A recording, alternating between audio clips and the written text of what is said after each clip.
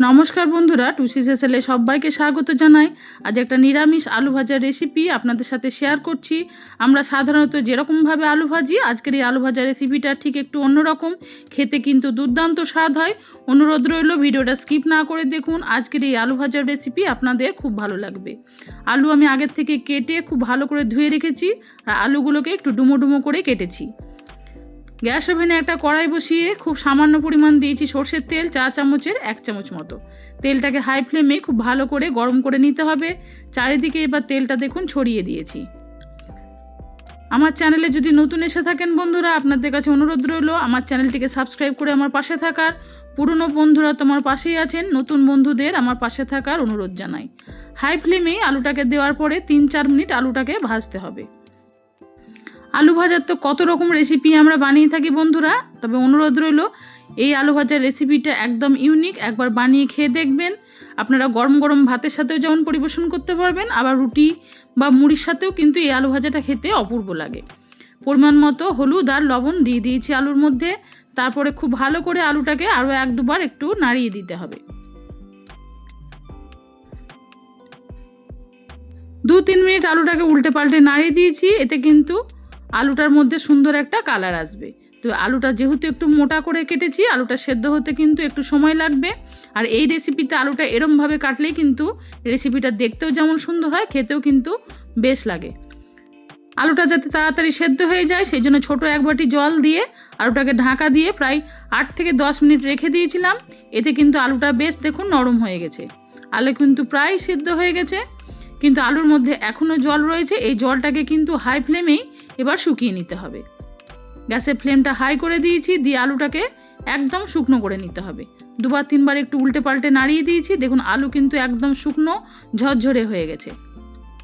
একদম সম্পূর্ণ নিরামিষ পদ্ধতিতেই আজকের এই রেসিপিটা আপনাদের তৈরি করে দেখাচ্ছি বন্ধুরা। ঠিক আমার মা যেরকমভাবে বানাতেন, চেষ্টা করেছি সেরকমভাবে আপনাদের সামনে রেসিপিটা তুলে ধরার। আলুটা শুকনো শুকনো হয়ে গেছে। এটাকে নামিয়ে কড়াইটাকে খুব ভালো করে ধুয়ে আরও একবার বসিয়ে দিয়েছি। কড়াই অবশ্যই পরিষ্কার করে ধুয়েই এই রেসিপিতে বসাবেন, নাহলে কিন্তু কড়াইটা পুড়ে যাবে। এরপরে পরিমাণ মতো সর্ষের তেল দিয়ে ফোড়নে দিয়ে দিয়েছি গোটা জিরে। জিরেটা খুব ভালোভাবে দেখুন ভাজা হয়ে গেছে। এবারে দিয়ে দিচ্ছি গ্রেট করে রাখা আদা আর কাঁচা লঙ্কা। ঝালের জন্য বেশ কয়েকটা আমি কাঁচা লঙ্কাগুলো একটু শুকনো শুকনো হয়ে গেছিলো, সেগুলোই আমি ছোট ছোট করে কেটে দিয়ে দিয়েছি। আর এখানে প্রায় 1.5 ইঞ্চি মতো আদা আমি একটু গ্রেট করে দিয়েছি। আদাটা একটু ভাজা ভাজা হয়ে গেছে। দিয়ে দিয়েছি একটা ছোট সাইজের টমেটো, একদম ছোট ছোট করে কেটে দিয়েছি। ভালো করে আদা আর টমেটোটাকে এবার ভাজতে হবে।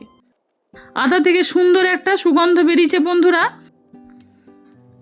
আদা টমেটোটা ভাজার পরে এবারে দিয়ে দিচ্ছি খুব সামান্য পরিমাণে একটু লঙ্কা গুঁড়ো। এখানে আমি কাশ্মীরি লঙ্কা গুঁড়োটাই দিয়েছি, যেহেতু কাঁচা লঙ্কাগুলো বেশ ঝাল। আর এই রেসিপিটা, এই আলু ভাজাটা একটু ঝাল ঝাল মুখরোচক হলেই খেতে ভালো লাগবে। আর দিলাম এখানে রোস্টেড ধনে জিরে গুঁড়ো। যেহেতু এটা আমার বাড়িতে বানানোই ছিল বন্ধুরা, ওই জন্য আমি ধনে জিরে গুঁড়োটা আপনাদের ভাজা আলাদা করে দেখাইনি। অবশ্যই একটু ব্যবহার করবেন এই রেসিপিতে, তাতে কিন্তু ফ্লেভারটা খুবই ভালো আসবে। ভালো করে আদা টমেটো মশলাগুলোকে ভেজে নিয়েছি। দেখুন খুব সামান্য পরিমাণে এই সময় একটু লবণ দিচ্ছি, যেহেতু আলুতে লবণ দেওয়া ছিল।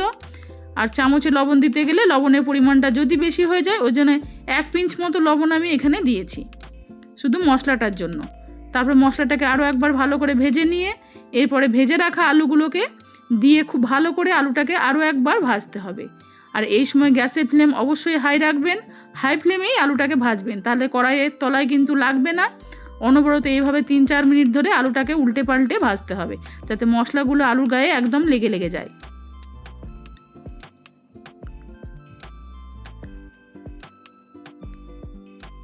দু 3 মিনিট এরকমভাবে উল্টে পাল্টে নাড়িয়ে দেওয়ার পরে 10-15 সেকেন্ড অন্তর অন্তর আলুটাকে এরকমভাবে উল্টে পাল্টে ভাজতে হবে, যাতে আলুগুলো বেশ লাল লাল হয়ে যায়। খুব সুন্দরভাবে যেন সব দিকটা সমানভাবে ভাজা যায়। দেখুন আলু ভাজাটা দেখতেও কতটা সুন্দর হয়েছে, আর কড়াই থেকে যখন ছেড়ে আসবে জানবেন আলুটা খুব ভালোভাবে ভাজা হয়ে গেছে। নামানোর আগে এবার দিয়ে দিতে হবে একটু পোস্ত। এখানে আমি 2 চা চামচ পোস্ত দিয়েছি। আমার মাও বেশ অনেকটা পরিমাণ করেই পোস্ত দিতেন, খেতে কিন্তু সেই সময় দারুণ লাগতো। একদিন এইরকমভাবে আলু ভাজার রেসিপিটা বানিয়ে খেয়ে দেখুন। দুর্দান্ত লাগবে। গরম গরম ভাত ডালে যদি এই আলু ভাজা থাকে বন্ধুরা, আর অন্য কোনো কিছুর প্রয়োজন হবে না। আবার চাইলে গরম গরম রুটি বা পরোটার সাথেও এই রেসিপি পরিবেশন করতে পারবেন। যারা মুড়ি পছন্দ করেন তারা এই রেসিপি দিয়ে মুড়িও খেতে পারবেন। যেরকমভাবে আমার মা বানাতেন ঠিক সেরকমভাবেই আপনাদের সামনে রেসিপিটা তুলে ধরার চেষ্টা করেছি। আশা করছি আজকের এই রেসিপিটা আপনাদের ভালো লাগবে। যদি ভালো লেগে থাকে তাহলে লাইক শেয়ারের জন্য অনুরোধ রইল আপনাদের কাছে। নিজেদের প্রিয়জন বন্ধু বান্ধবদের কাছে রেসিপিটি শেয়ার করে দিয়ে তাদের দেখার সুযোগ করে দিন। আর ঝটপট বাড়িতে বানিয়ে ফেলুন খুব কম সময়ের মধ্যে এরকম একটা নিরামিষ আলু ভাজার দুর্দান্ত স্বাদের রেসিপি। আজ আসি বন্ধুরা, সবাই ভালো থাকুন, সুস্থ থাকুন। ফিরে আসবো অন্যদিন অন্য কোনো নতুন পর্বে নতুন কোনো রেসিপির সাথে। নমস্কার।